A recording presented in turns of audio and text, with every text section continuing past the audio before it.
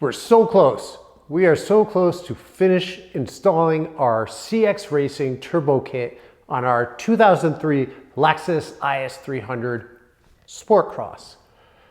It's taken some time. We've gone through some multiple episodes, which have taken you through the install process, highlighting the good and the bad to find out if the CX Racing Kit is worth it. If you're considering purchasing the kit, should you go ahead and buy it, or should you look to piece together a kit yourself?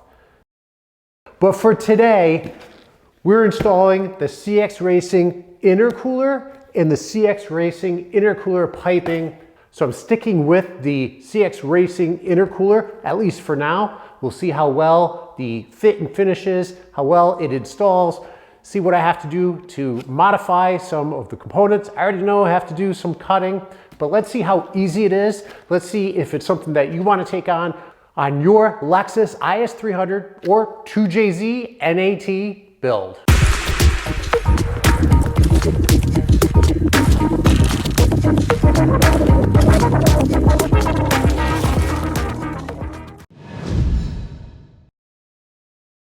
The first thing we're going to do is remove our front bumper, which is fairly easy. For those of you who have been following the channel, you know this is an aftermarket front bumper.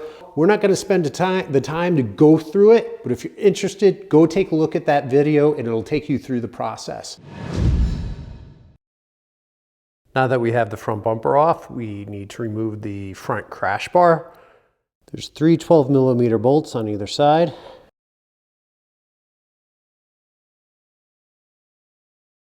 Before removing the crash bar, make sure you detach these two connections here. I just use a small flathead screwdriver to pry those up.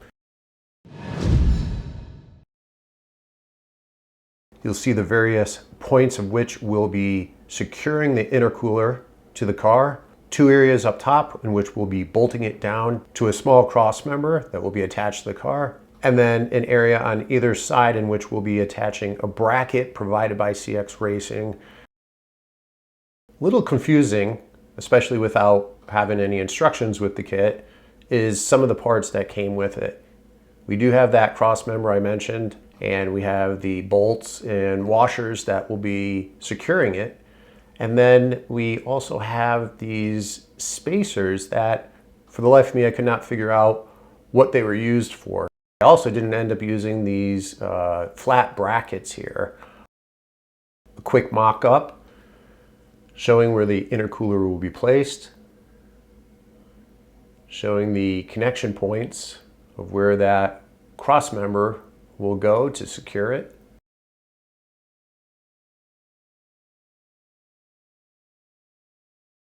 One thing to note, I do have the cross member just laying here, but you need to flip it around, so it's actually technically upside down. If you try to install it this way, you won't have enough space. So make sure, and you'll see that later on here, that it's flipped where those brackets, kind of in the middle, are towards the bottom instead of towards the top, as you see here.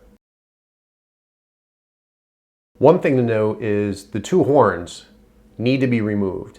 And what you can do is simply detach them, turn them around, so in essence they're backwards, and that will provide you with enough room to put the intercooler in place.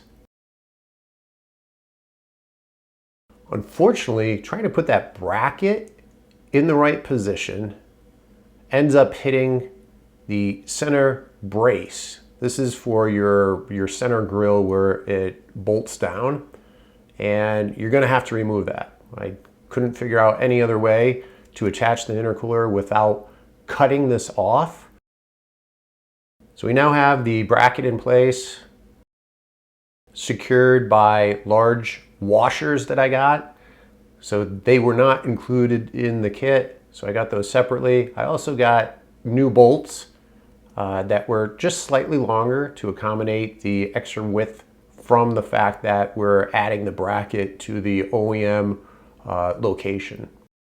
You see here I did put the horns back in place, and they are backwards, and they are just slightly tilted to the right here. Moving on to the bottom attachment points, easy install, It's utilizing the bolt, the OEM bolt on the side here. So just remove that bolt, put the bracket in place, reattach the bolt to the body, and then with the included bolt and washer, attach it to the intercooler. I now reattach the crash bar or bash bar, whatever you want to call it. You notice here I don't have the styrofoam piece that goes over it. I've removed that a little while back when I put the aftermarket front bumper in place. After installing the front mount intercooler, I reinstalled the throttle body. Remember, we had to remove that, get that out of the way so we can install the manifold and the turbo. Now that that's put back in place, we can move on to installing the intercooler piping. I've sorted everything. It's actually 2.5 inch piping and 2 3/4 inch piping.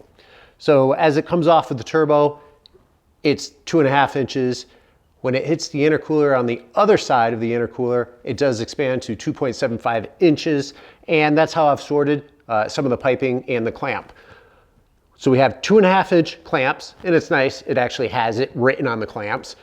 Then we have several that are 2.75, and then we have two larger ones, and those are for the air filter.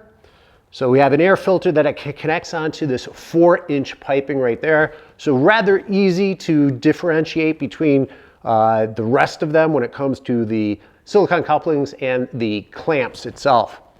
As far as where do these pipes go, we have 1, 2, 3, 4, 5, 6 pipes, not including the air filter one. And like I said, some are 2.5 and some are 2.75. So relatively easy. In addition to that, you have this one that has the attachment for the blow-off valve. So we know this is the one that's going to your throttle body. We have this one that I believe runs behind the intercooler. So there's a long stretch behind the intercooler and then wraps around to the front, of which the intercooler is going to be sitting here.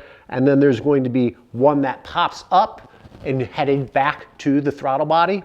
I think this is the one that's coming off of the turbo and then heading down underneath the car. But with that said, it shouldn't be too complicated, but let's see if we can figure it out, and let's see how easy or how difficult this is.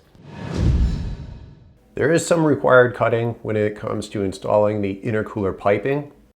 So I show here the area in which you'll have to cut out a hole.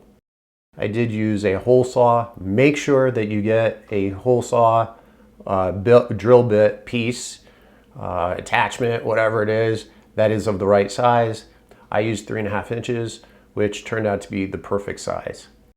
I added some weather stripping, so it has a really sticky side. I was able to stick that in place. This way it protects the intercooler piping and the coupling, the silicone hose attachment, so that any rubbing that may happen isn't rubbing it up against the metal pieces.